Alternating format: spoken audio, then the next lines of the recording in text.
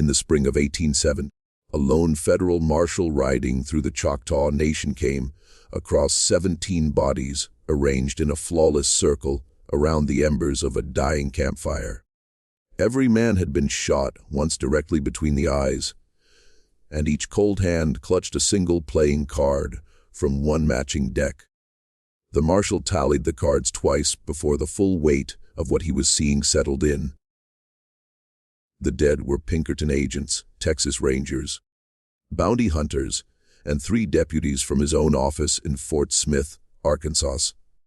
They had ridden out together 6 weeks earlier with a single objective: capture or kill the man the newspapers had branded the Black Devil of the Red River. They had failed, just as every posse before them had failed. The cards in their hands spelled out a coded message that the marshal recognized but could not interpret. A code that would remain unbroken for another 41 years. Long after everyone who understood it had died and been laid in unmarked graves scattered across 3 states and the Indian Territory. What the marshal did not realize, what no white lawman would grasp for decades, was that the man they hunted had once been human property, sold at auction in Natchez, Mississippi, for $940 to a cotton planter who branded him on the left shoulder with the initials JW, before sending him into the fields at age 11. Before we go further into the story of Jeremiah Walker and the gang that nearly brought the U.S. government to its knees in the years after the Civil War, please take a moment to hit that subscribe button and let me know in the comments which state you're tuning in from tonight. What you're about to hear was locked away in classified federal records for over a century. The descendants of those involved are still alive in towns from Oklahoma to East Texas. They never wanted this story told. Tonight, we're telling it anyway. To understand how a former enslaved man came to lead the most feared outlaw band in frontier history, you have to understand the nation that shaped him. A nation that had just torn itself apart over whether men like him were human beings or mere goods. The war ended in April 1865, but along the western edge of the former Confederacy, where Texas met the Indian Territory and the Indian Territory met Arkansas, the war never truly ended. It only changed form. The Union Army pulled most of its troops southward, leaving behind a sprawling, lawless region nearly the size of France, policed by fewer than 200 federal lawmen. Into that void poured every desperate soul the war had spawned.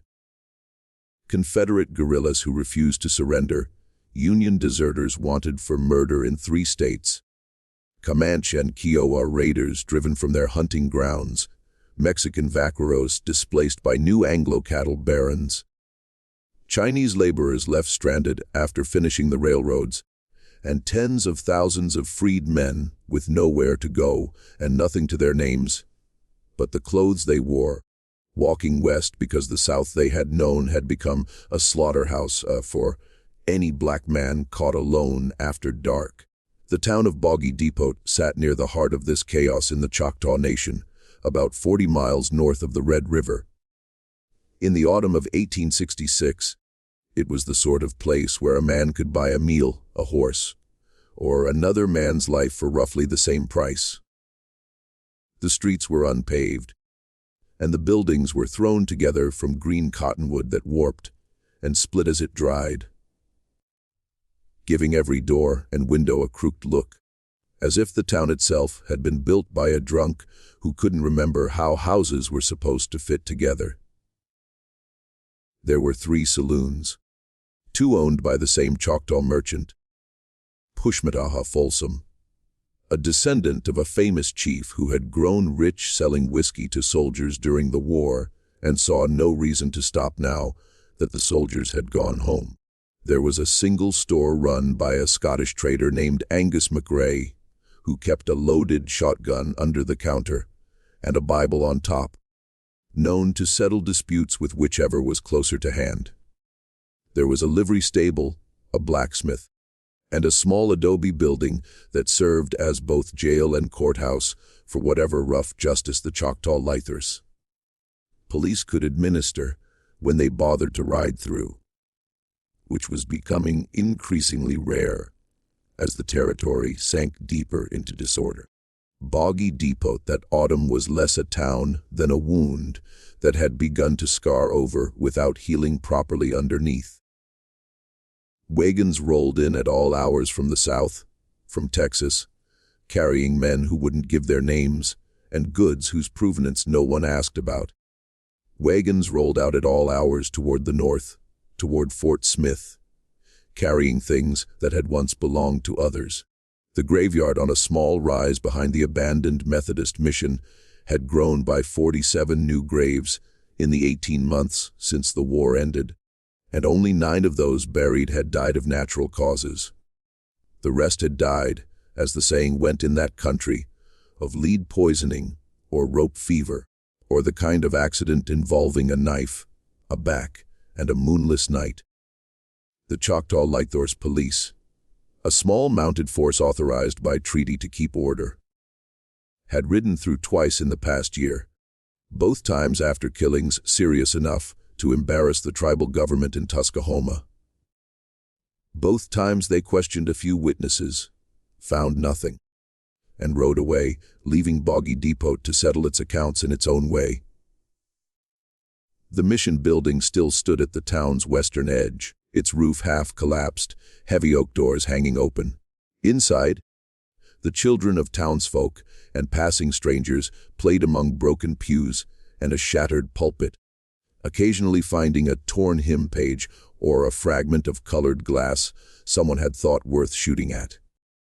The town smelled of horse manure, wood smoke, unwashed wool, and cheap whiskey, and beneath it all, the faint but persistent odor of old blood soaked into certain alleys, impossible to wash away no matter how much it rained.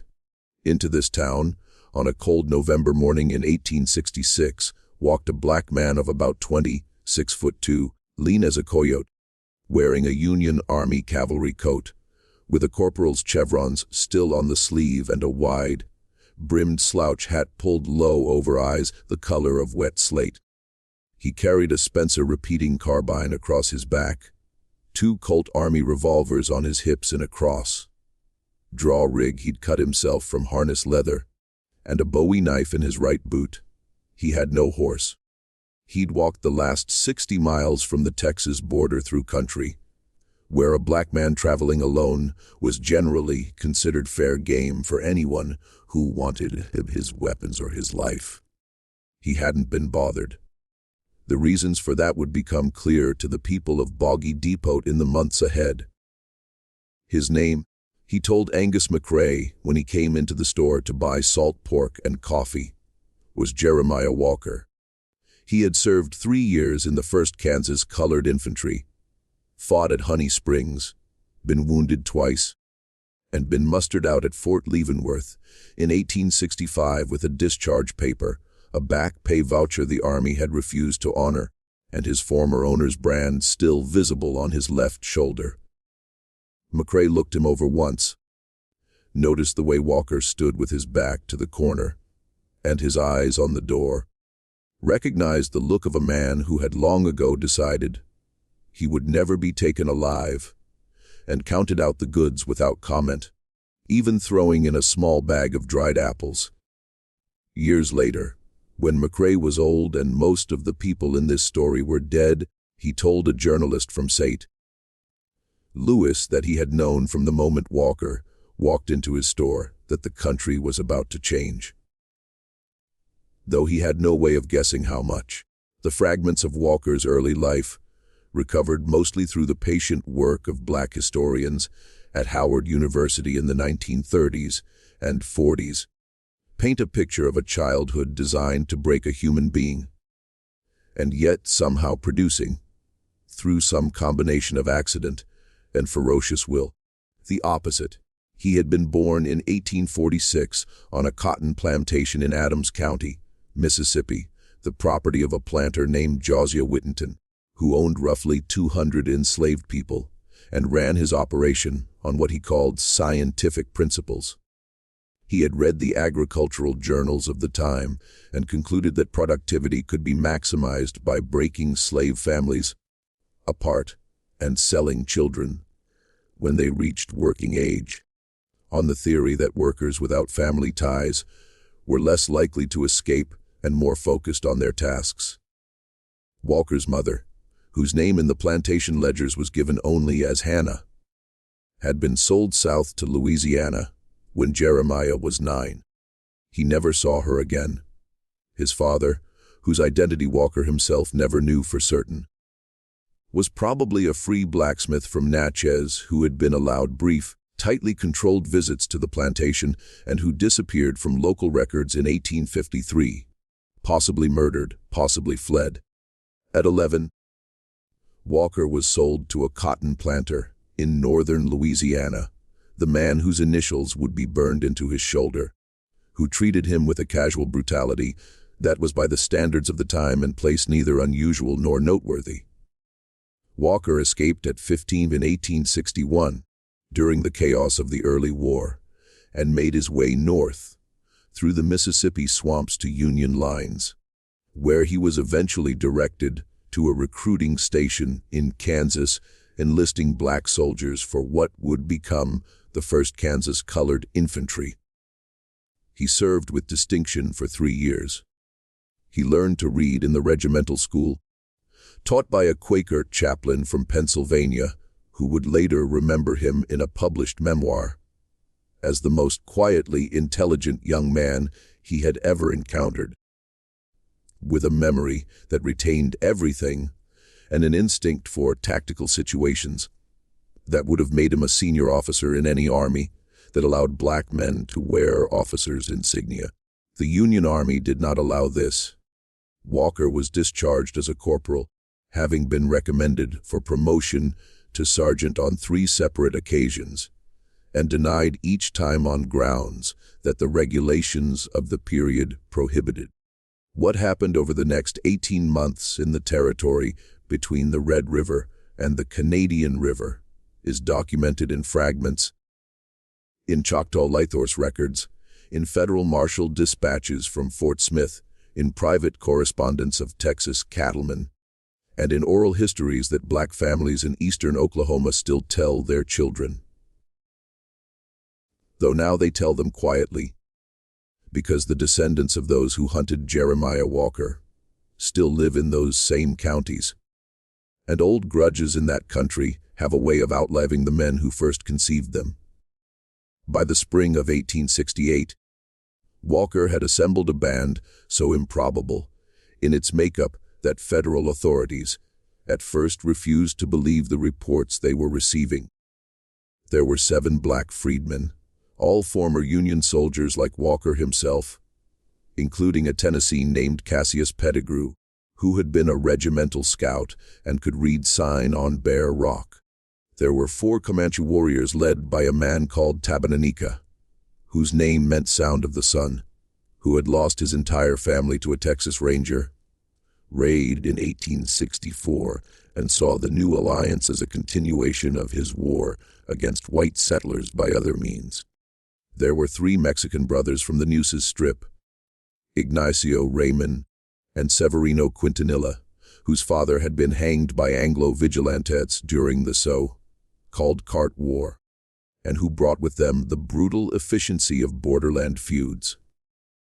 There were 2 white men, both Confederate guerrillas, who had ridden with William Quantrill and had no place left in the post-war world, a Missourian named Ellis Tatum and a Kentuckian named Calvin H. Horton. There was an old Choctaw freedman named Solomon Beams, who had been enslaved by a Choctaw planter before the war and now served the band as cook, scout, and unofficial diplomat with the 5 civilized tribes. And there was a woman whom federal records found particularly difficult to accept, a black woman of perhaps 25 named Delia Ransom, who had escaped a Louisiana plantation at 15 and spent the war years working as a laundress for a Union cavalry regiment. where she learned to handle a pistol with both hands and read maps with the quick instinct of a born tactician. She rode with the band as an equal, planned several of its most successful raids, and was, according to the only surviving photograph, a woman of striking and severe beauty, with high cheekbones and eyes that seemed focused on something 100 yards beyond whatever was actually before her. The gang did not steal cattle, which is what made them dangerous. Cattle thieves were a known quantity in the territory, easily organized against, easily hunted down by cattlemen's associations and newly formed stock detective agencies. What Jeremiah Walker's band stole was money, in quantities no frontier outlaw had previously imagined possible. Their first major operation, in April 1868, was the robbery of a payroll wagon belonging to the Atlantic and Pacific Railroad, which was attempting to push its line west across the Indian Territory. The wagon carried 28 Zalosan in Union greenbacks intended for the railroad's construction crews. It was guarded by 12 armed men, including 4 Pinkerton agents brought in specifically because the railroad anticipated trouble.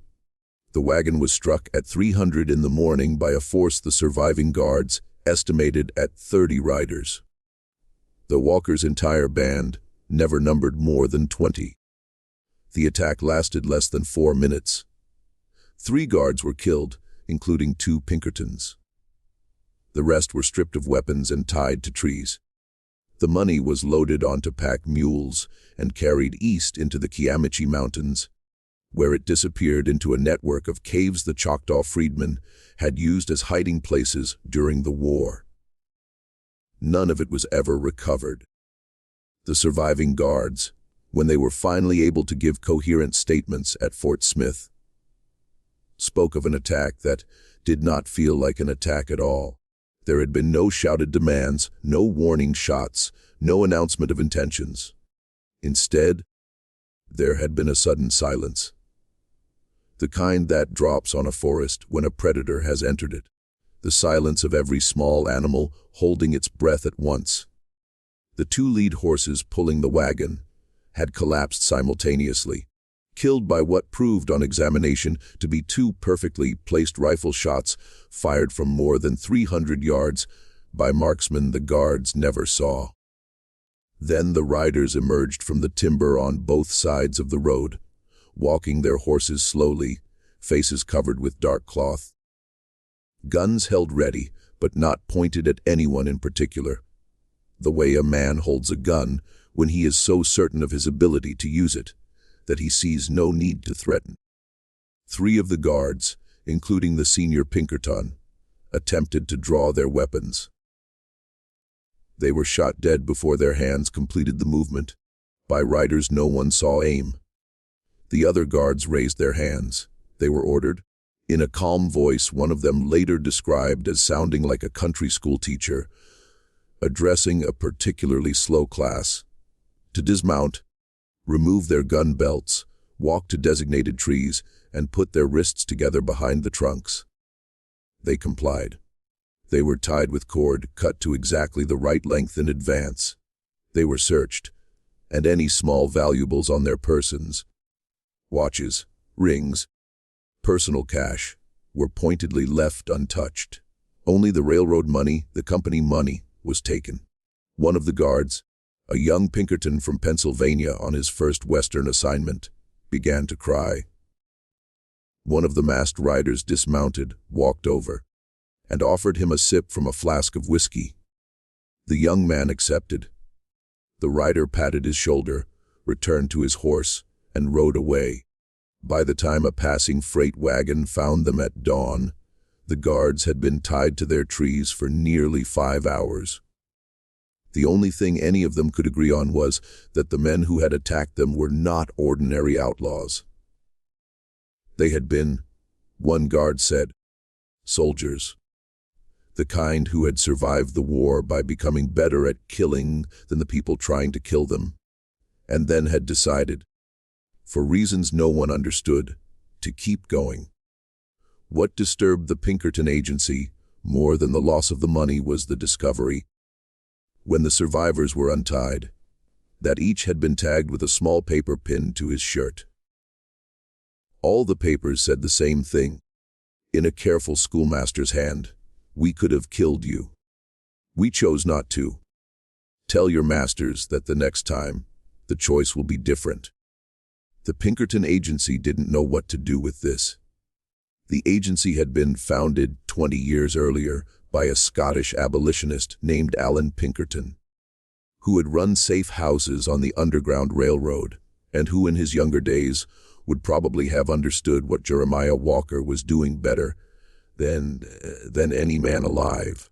But by 1868, Pinkerton had become the chief private police force of American railroads and Eastern banking interests, and his agents in the field were instructed to treat Walker's band as a simple criminal conspiracy and bring in its members alive if possible, dead if not. The agency assigned its best man, a former Chicago detective named Patrick Donovan, to coordinate the hunt. Donovan was a hard man, an Irish immigrant who had risen through the agency by being smarter and more ruthless than those around him. He understood from the beginning that this would not be an ordinary chase. He arrived at Fort Smith in May 1868, sat down with the federal marshal there, a former Union general named James Fagan, and asked a single question: how does a man hide 20 riders, 4 of them Comanche, in country where every cattleman, every settler, every passing teamster will report a strange face within a day? Fagan had no answer. Neither did Donovan. The answer, when it finally became apparent 2 years later, would shock the federal government into a level of secrecy that kept the truth out of newspapers for the rest of the century. The answer was that Jeremiah Walker was not hiding. He was being protected by a network of people across 3 states and the Indian Territory who had decided, each in their own way and for their own reasons, that whatever Jeremiah Walker was doing was something that needed to be done. The first hint of this network came in the summer of 1868, when a Pinkerton informant in the Choctaw town of Dokesville reported that wagons of supplies had been moving in and out of the Kiamichi Mountains for months with the apparent knowledge and cooperation of the Choctaw Light Horse Police, who were turning a deliberate blind eye. Donovan investigated and found the informant murdered 3 days after filing his report. His body left in the middle of Dokesville's main street, with a playing card pinned to his chest. The King of Spades. No one in Dokesville had seen anything. No one knew anything.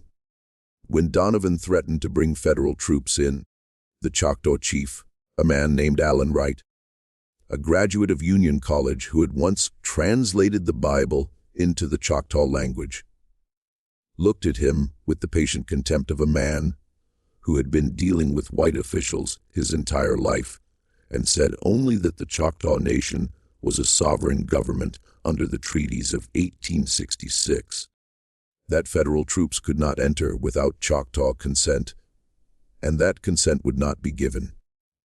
The implication was clear.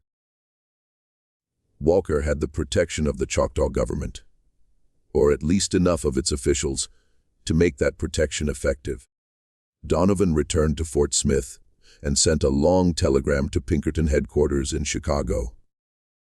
The response from Alan Pinkerton himself, a copy of which survives in the agency's archives, was one of the strangest documents in American law enforcement history. It instructed Donovan to proceed with the investigation, but to use, quote, particular discretion, end quote, in any actions that might bring the matter to public attention.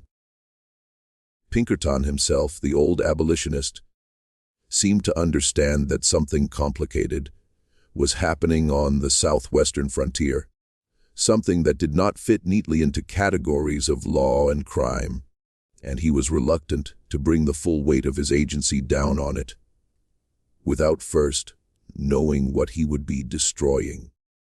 If you're still listening, and I hope you are, Take a moment right now to hit that like button, because the algorithm only shows this kind of buried American history to people who actively engage with it. The families who have spent 150 years trying to keep this story buried have done a very effective job. Every like, every comment, every share helps another person discover what really happened in the territory after the Civil War. And if you have a theory about what was really going on in the Kiamichi Mountains, leave it in the comments. Because what we're about to discover is that the truth was stranger and darker than even Patrick Donovan was prepared to imagine. In the autumn of 1868, Walker's band struck again, this time hitting a stagecoach carrying gold from the Choctaw Nation's annuity payment. Money the federal government owed the tribe under the Treaty of 1866 and had finally agreed to pay in coin, rather than the depreciated paper currency the tribes had learned to refuse. The coach carried 19,000 in gold double eagles, guarded by a detachment of the 6th U.S. Cavalry. The cavalry detachment was wiped out. 8 troopers killed in a single volley from rifles fired from positions on both sides of the road, and the gold was taken. But this wasn't what made the robbery famous. What made it famous was what Walker did next. Within 2 weeks, every Choctaw freedmen family in the eastern half of the Choctaw Nation had received, by means no investigation could ever quite trace, a small leather pouch containing exactly 20 in gold double eagles. There were nearly 700 such families in the affected area. The math worked out almost exactly to the amount stolen, with a small remainder the freedmen insisted had been used to buy school books for the children. Federal investigators who interviewed these families found, to their fury, that none of the recipients would say a word about who had brought the gold or how it had arrived. The pouches simply appeared on doorsteps in the night with no note, no explanation. When pressed, the freedmen said only that the Lord worked in mysterious ways, looking at federal agents with expressions that combined politeness, patience, and a deep and ancient amusement that the agents found impossible to penetrate. Patrick Donovan understood, when he read the reports, exactly what had happened. Walker was not a thief. He was not even, in the conventional sense, an outlaw. He was a redistributor, an inverted Robin Hood operating in a post-war landscape where the federal government had failed in its most basic obligations to the people it had freed, and where the railroads and cattle barons were busily seizing every acre and every dollar they could before anyone could organize effective resistance. Walker was the resistance. By the spring of 1869, the band had carried out at least 11 major operations, including the robbery of 2 more railroad payrolls, the looting of a Wells Fargo Express office in Texarkana, the interception of a cattle herd being driven north to Kansas by speculators who had cheated Comanche families out of treaty grazing rights, and a daring raid on the Bank of Sherman, Texas, which had foreclosed on dozens of small farms owned by freedmen and Mexican families during the Panic of 1867. The bank's vault was emptied of $41,000. The bank's records, including the foreclosure files, were burned in the street. Within a month, deeds to the foreclosed properties began appearing in the mail of the dispossessed families, accompanied by notarized statements indicating the bank had reconsidered and was returning the land. The notary stamps were forged, but the deeds themselves were genuine, removed from the vault during the robbery, and someone with extensive legal knowledge had transferred them properly through the county recorder's office using a clerk who had been bribed, blackmailed, or otherwise persuaded to cooperate. Federal authorities tried to challenge the deeds in court. The court, presided over by a judge appointed during Reconstruction and sympathetic to freedmen, ruled that the transfers were legal on their face and that the federal government had no standing to contest them. The dispossessed families kept their land. The bank, ruined by the loss and the publicity, closed within 6 months. Patrick Donovan, reading the reports in his Fort Smith office, began to develop what he later described in a private letter to his wife as a peculiar admiration for his quarry. An admiration he found morally troubling and professionally dangerous. He wrote that he had begun to understand why Walker had become a folk hero in the territory, why songs about him sung by black families in the Cotton Bottoms had begun to spread to cattle camps and railroad work crews, why even some white settlers, particularly small farmers and Confederate veterans who had themselves been ruined by the war, were starting to view Walker not as an outlaw, but as a man taking back some small fraction of what had been stolen from everyone not rich enough to be on the winning side of new American economy. Donovan understood all this, and he also understood that his job was to capture or kill Jeremiah Walker, and that his job was not negotiable. In the summer of 1869, Donovan made his first serious attempt. He assembled a force of 40 men, 20 Pinkerton agents, 12 Texas Rangers under a notorious captain named Leander McNelly, and 8 federal marshals from Fort Smith. They were equipped with new Henry, repeating rifles, plenty of ammunition, and the best horses the agency could buy. They had received intelligence from an informant, a freedman named Cyrus Burdett, who had briefly ridden with Walker's band and been turned by the offer of a federal pardon and $1,000 in cash, that Walker's main camp was in a hidden valley in the Kiamichi Mountains, called by the Choctaw the Valley of the Whispering Pines. Accessible only through a single narrow defile, the band kept guarded day and night. Donovan's force rode out from Fort Smith on the morning of June 3, 1869. They were to rendezvous with Burdett at a crossroads near Tuskahoma, where he would lead them by a back road into the valley. Bypassing the main defile, they reached the crossroads at dusk. Burdett was waiting for them, sitting against a tree, hands tied behind his back, throat cut from ear to ear, eyes still open. Pinned to his shirt was a playing card, the King of Spades. Donovan understood instantly what had happened. Burdett had been doubled. He had pretended to take federal money while reporting everything he learned back to Walker, and Walker had used him to lure the federal force into a trap. Donovan ordered his men to spread into a defensive perimeter and prepare for an attack. The attack came at moonrise. The moon that night was 3/4 full, rising late and bright through the pine tops. The men who survived what happened next would never afterward be able to sit comfortably in a dark forest, hear the sound of horse hooves on pine needles, or smell wood smoke on a summer night, without feeling the hair on their arms stand up. It came from every direction at once, from positions the band had clearly prepared days in advance, with crossfires that pinned the federal force in a small clearing surrounded by dense timber. The first volley killed 6 men in a single breath, men who had been standing or kneeling in positions they imagined offered protection, but which had in fact been chosen for them by marksmen in the trees who had used the federal force's own defensive instincts to guide them into the kill zone. Return fire was wild. Federal men fired at muzzle flashes that seemed to come from everywhere and nowhere, moving between shots, never coming from the same position twice. Captain McNelly of the Texas Rangers, a famously aggressive officer who had spent 4 years fighting Mexican bandits along the Rio Grande, attempted to lead a charge into timber on the south side of the clearing.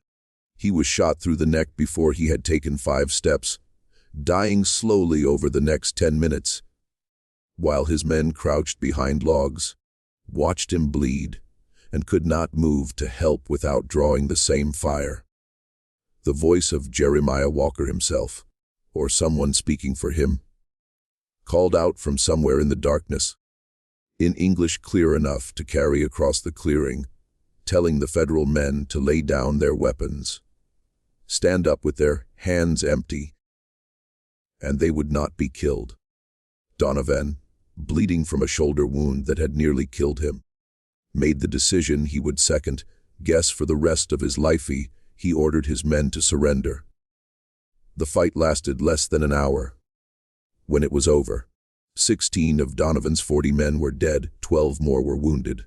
The remainder, including Donovan, hit in the shoulder by a rifle ball, were stripped of their weapons, horses, and uniforms, and left to walk the 40 miles back to Fort Smith in their underclothes.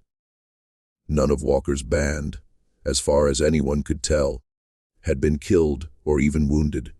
When Donovan staggered into Fort Smith 3 days later, sunburned and dehydrated, with a tag pinned to his bare chest, reading the same 5 words that had appeared on the wagon guards a year earlier, Federal Marshal James Fagan sent a telegram to Washington requesting authorization to raise a force of regular Army cavalry, at least a regiment, to clear the territory of what he called, in the language of the time, the Negro Insurrectionary Band, led by the freedman Walker.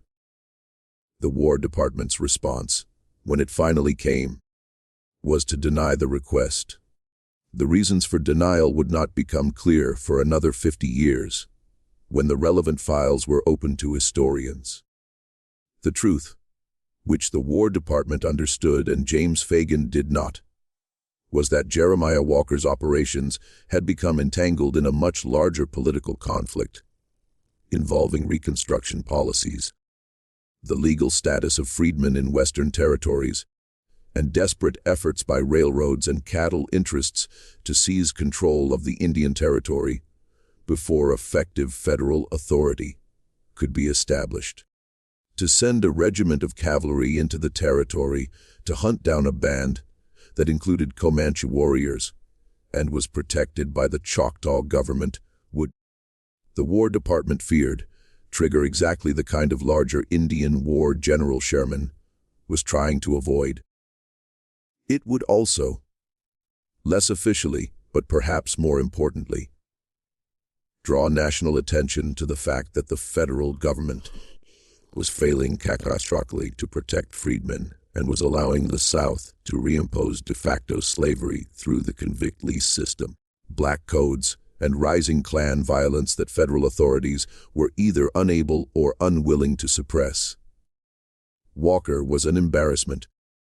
Cavalry would make him a martyr.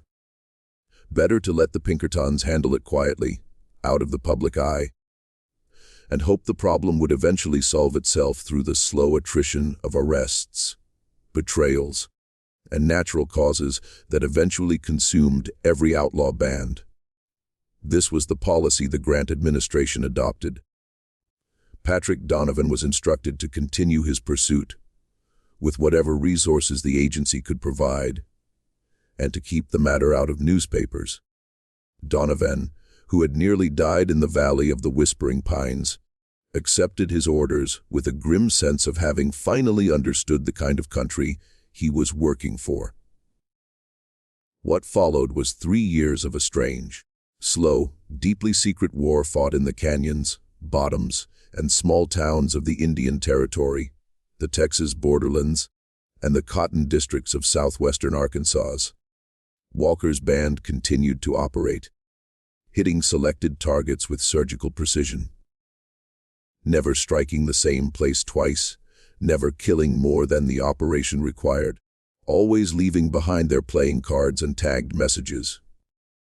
They robbed 2 more bank vaults, 3 more railroad payrolls, an Army quartermaster wagon carrying $60,000 in cash for frontier garrisons, and, most spectacularly, in October 1870, attacked and looted a riverboat called the Memphis Belle as it lay tied at a wood landing on the Arkansas River, taking an estimated $90,000 in cash and bullion the boat was carrying south for a consortium of New Orleans cotton factors.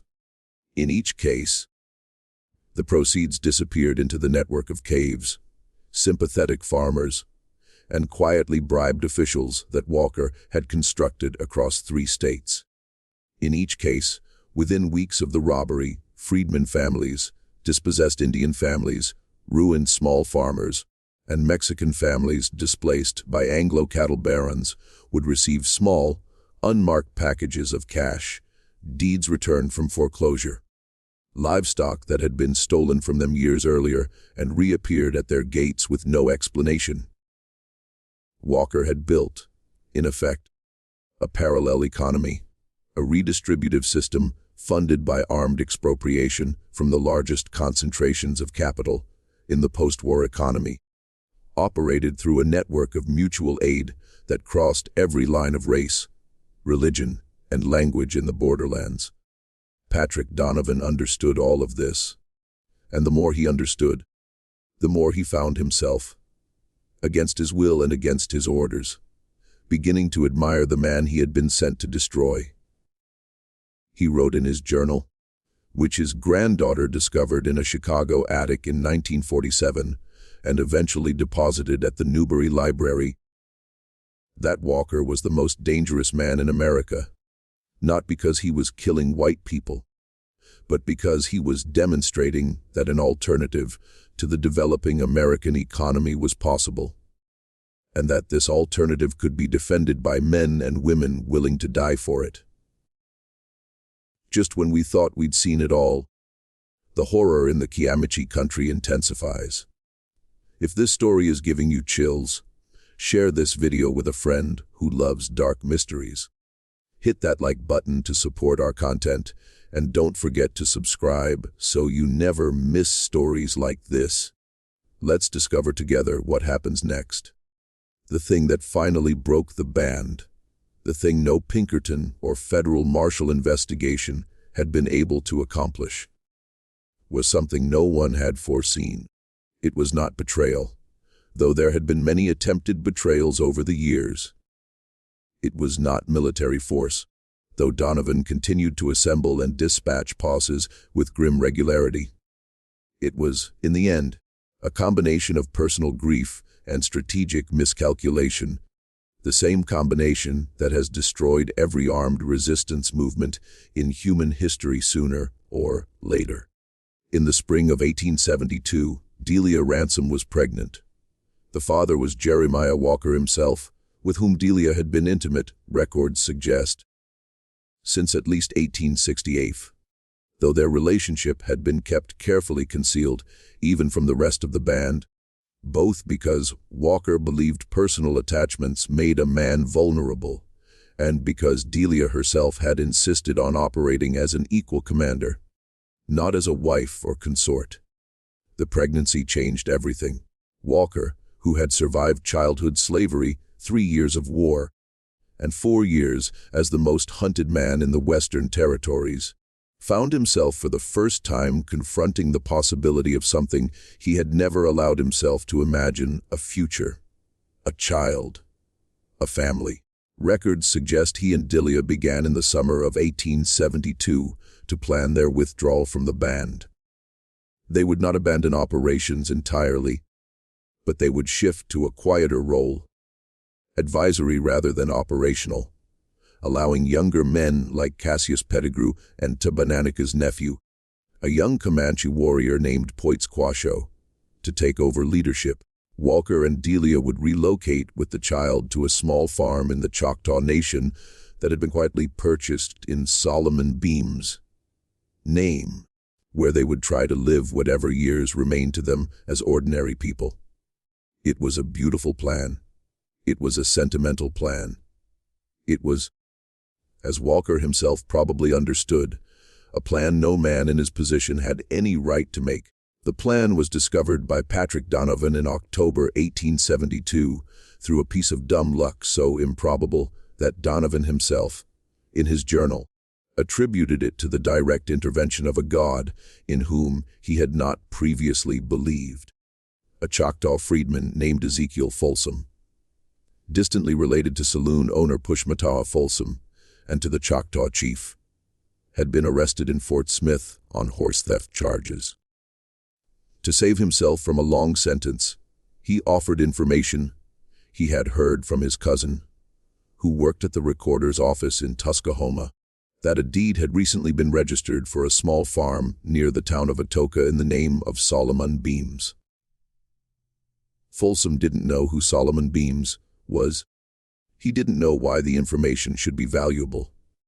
He offered it as part of a list of small gossip he hoped would buy his freedom. Donovan, sitting across the desk, recognized the name instantly. He had seen it in reports for years, mentioned in passing as one of Walker's associates. The deed was the first concrete connection between Walker's band and a piece of identifiable fixed property anywhere in the territory. It was a thread. Donovan pulled it. What he found when he pulled the thread was the entire pattern. The farm at Atoka had been purchased with cash. The cash had been deposited in a bank in Sherman, Texas, by a freight agent named Augustus Blandon. Blandon had received the cash from a Choctaw merchant named Cyrus Pitchlynn. Pitchlynn was the brother-in-law of Pushmataha Folsom, the saloon owner in Boggy Depot. Pushmataha Folsom was the principal supplier of whiskey to the Kiamichi Mountains. By following the money, Donovan was able over 3 months to map the entire commercial infrastructure of Walker's network. Every saloon keeper, every freight agent, every bribed clerk, every sympathetic farmer who had been moving supplies and information for the band for the past 4 years. He did not move on any of them. Instead, he watched, waited, compiled. By February 1873, Donovan had assembled a list of 147 individuals across 3 states and the Indian Territory who were materially involved in supporting Walker's operations.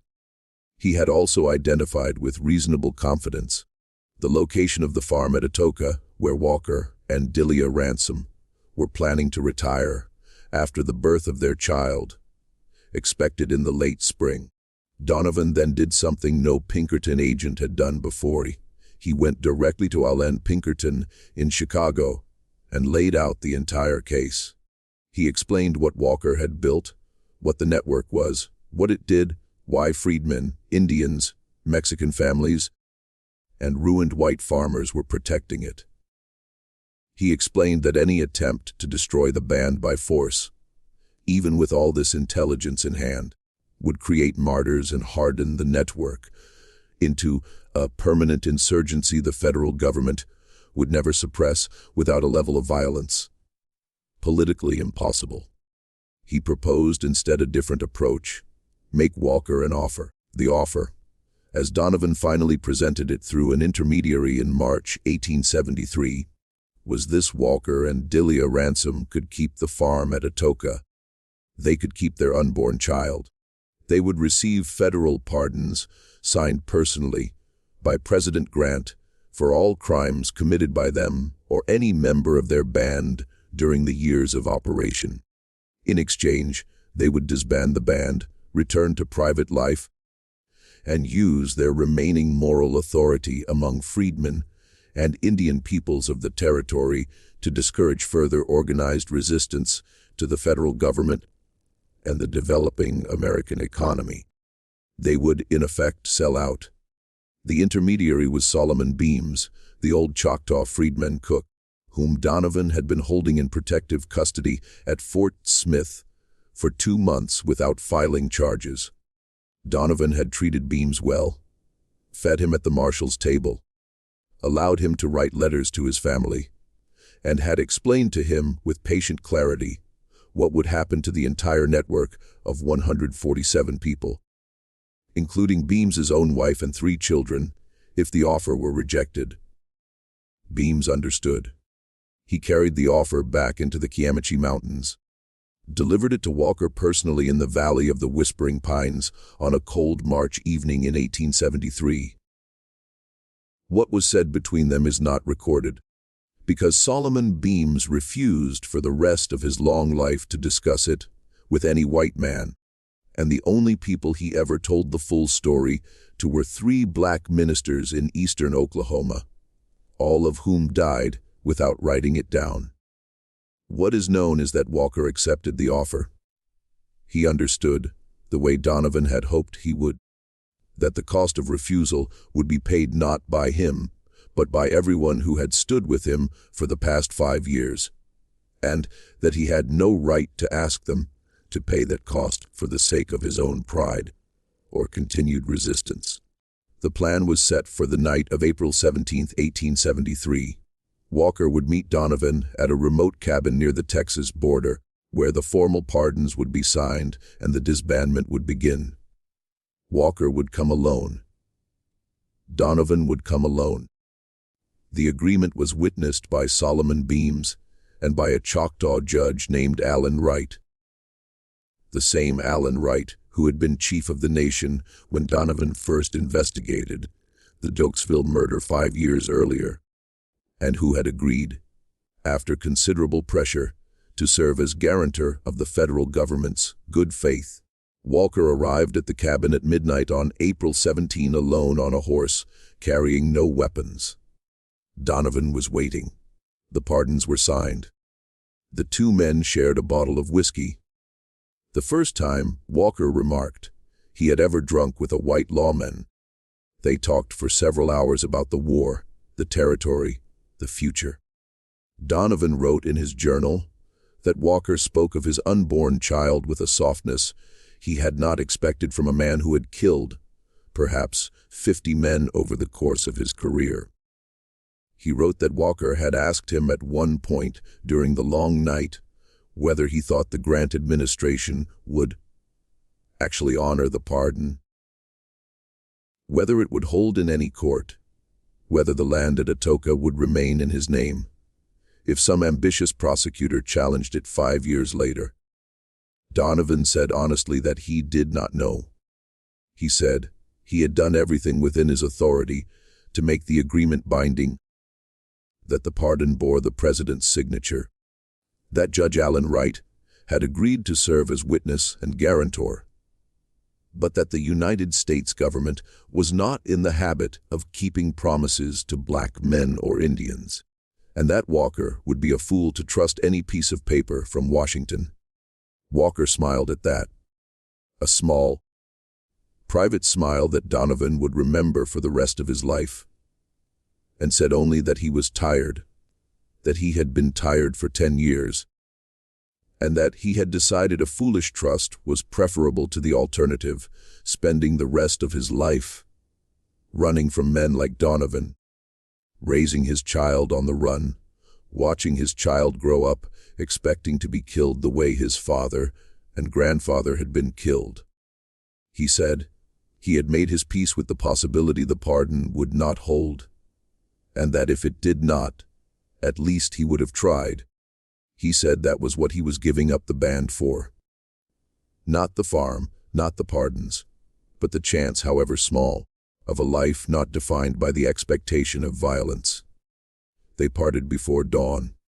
Walker rode north back toward the Choctaw Nation and the farm at Atoka, where Delia was waiting. Donovan rode east back toward Fort Smith, with the signed agreement in his saddlebag. What happened next was something Patrick Donovan had not anticipated, and no one in the federal government had anticipated. And it demonstrated with terrible finality that the network Walker had built was not actually under Walker's control, and perhaps had never been. The 17 men who had been hunting Walker for the previous 6 weeks, the Pinkerton agents, Texas Rangers, and federal deputies, whose bodies the marshal would find a few weeks later, arranged in their perfect circle around the dying campfire, had not known about Donovan's negotiation. They had been operating under the older orders to capture or kill Walker on sight.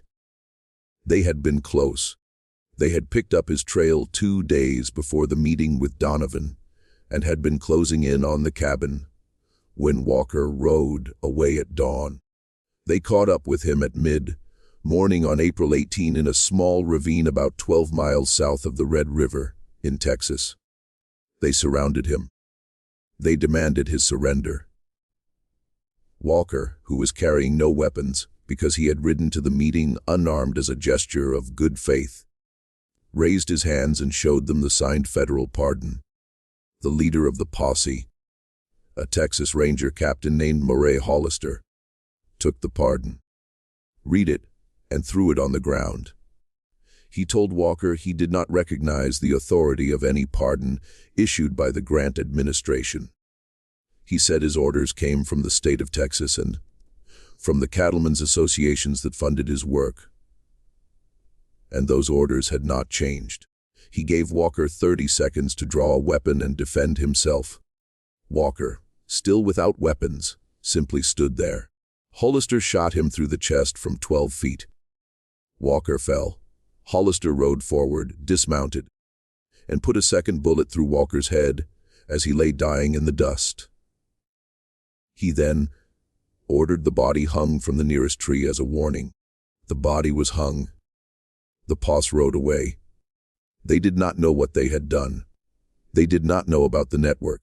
They did not know about Delia Ransom and the unborn child waiting at the farm in Atoka. They did not know they had just executed the only man in 3 states who had been holding back something far older and far more dangerous than any organized outlaw band. They found out within 48 hours. Cassius Pettigrew was the first to reach the body, alerted by a Comanche scout who had been shadowing Walker as he rode north from the meeting with Donovan. Pettigrew cut the body down and buried it in an unmarked grave in a place that has never been discovered. He then sent runners in every direction across the network. The runners carried no message except a date, a place, and a deck of playing cards from which 17 specific cards had been removed. The remaining members of the band and the inner circle of the support network understood. They knew what was being asked. Within 6 weeks, every man who had been part of the posse that killed Jeremiah Walker, including Murray Hollister, had been hunted down and killed. Each was shot once between the eyes. Each was left holding one of the 17 missing playing cards. Each was arranged in a pattern meaningless to federal investigators who found the bodies. But when the cards were eventually combined and read in the order in which the men had died, they spelled out, in a code based on a Comanche counting system, the simple words, "This debt is paid." Patrick Donovan, when he finally understood what had happened, requested a leave of absence from the Pinkerton agency. He went to Chicago and spent 3 weeks drinking alone in a hotel room. He wrote a long letter to Allen Pinkerton explaining that he was resigning from the agency, that he could no longer continue in a profession that had used him, against his knowledge and explicit assurances, to lure a man to his death under the false promise of a federal pardon. Pinkerton refused to accept the resignation. He explained, in a private meeting Donovan recorded in his journal, that Murray Hollister had not been operating under federal orders, that his actions were unauthorized and, in a strict legal sense, a state crime for which the federal government could not be held responsible. Donovan understood this was true in the narrowest legal sense and false in every meaningful sense. He understood the federal government had created the conditions under which Hollister could believe his orders had not changed. By failing to communicate the pardon to field operatives, by failing to coordinate the various agencies hunting Walker, by failing fundamentally to want Walker to live, he understood that Walker had been killed not by Hollister, who merely fired the bullets, but by the United States government, which had decided that an alternative American economy could not be allowed to exist. He stayed at the agency because he had nowhere else to go and a family to support. But he never worked another case in the territory, and he never spoke to Allen Pinkerton again except through subordinates. He died in 1907 in Chicago of pneumonia at age 73. His last words, according to his daughter at his bedside, were the name, Jeremiah, repeated twice. What happened to Delia Ransom and the child, you may ask? What happened to the network of 147 people who had supported Walker for 5 years? What happened to the farm at Atoka, where Walker had planned to live out his years as an ordinary man? The answers are recorded in pieces, in family histories, in oral traditions of freedmen, Choctaw, and Comanche, but they have never been fully assembled and probably never will be. Delia Ransom gave birth to a son in May 1873. She named him Jeremiah, after his father. She left the Choctaw Nation within a month of the birth, traveling first to New Orleans and then by ship to Liberia, where a small community of black expatriates from the American South had been attempting for 50 years to build a free republic. On the western coast of Africa, she arrived in Monrovia in November 1873 and lived there under the name Delia Walker until her death in 1904. Her son grew up in Liberia, educated at the College of West Africa, became a lawyer, and eventually returned to the United States in the 1910s, where he became one of the early organizers of what would become the NAACP. He died in 1949 in Atlanta, having lived an entire life without publicly acknowledging his father's identity. Though he wrote in a private letter to his own son that he had been told the story when he was 12 by his mother, and had carried it with him every day thereafter. The network of 147 people was never prosecuted. Donovan, in his last act of conscience as a Pinkerton agent, destroyed the list. He burned it himself in the fireplace of his Chicago hotel room the week after learning of Walker's death. The names existed nowhere else. The men and women on the list lived out their lives in their towns and farms across the territory, and the support they had given Walker remained for most of them a secret, shared only with children and grandchildren. Late at night, when the white world was not listening, the farm at Atoka was burned to the ground in 1875 by night riders associated with the early Ku Klux Klan, who had heard rumors it had once belonged to Walker and wished to make a statement. The rumors were never confirmed. The land was sold for taxes in 1878 to a white settler from Kansas who had no idea what he was buying. The settler, whose name was Ebenezer Crowley, found, when he plowed the south field for the first spring planting, a small leather pouch buried 6 inches below the surface. Inside were 20 gold double eagles, the last of the Choctaw annuity gold from the robbery of 1868, which Walker had buried on the farm he had hoped to live on, perhaps as insurance, perhaps simply from the habit of a man who had spent his entire life expecting everything could be taken from him at any moment. Crowley sold the gold to a bank in Atoka, used the money to buy a team of mules, and lived a long, uneventful life on the land where Jeremiah Walker had hoped to raise his son. He never knew what he had stumbled onto. He died in 1909, having mentioned the gold to no one but his wife. The story of Jeremiah Walker, the runaway slave who built the most dangerous gang the Western Territories had ever seen, was systematically suppressed by the federal government.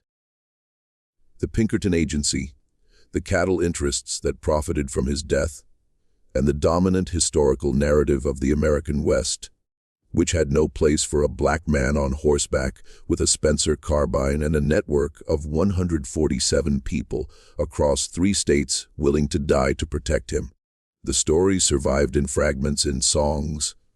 Black families in eastern Oklahoma still sing without quite knowing what they mean, in playing cards that occasionally appear in antique markets of Fort Smith, and Texarkana with strange numerical markings on their backs, in a small obelisk in a forgotten cemetery in the Choctaw Nation that bears no name, but is decorated every April 18 with a single bouquet of wild prairie flowers, placed there by hands that have never been seen, and that after 150 years must now belong to the great-grandchildren of people who knew the truth and refused to let it die.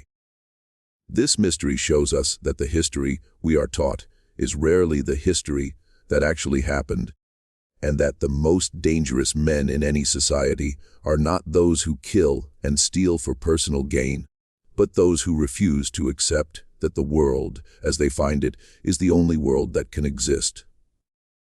What do you think of this story? Do you believe everything was revealed? Was Jeremiah Walker an outlaw, a hero, or something more complicated than either word can capture?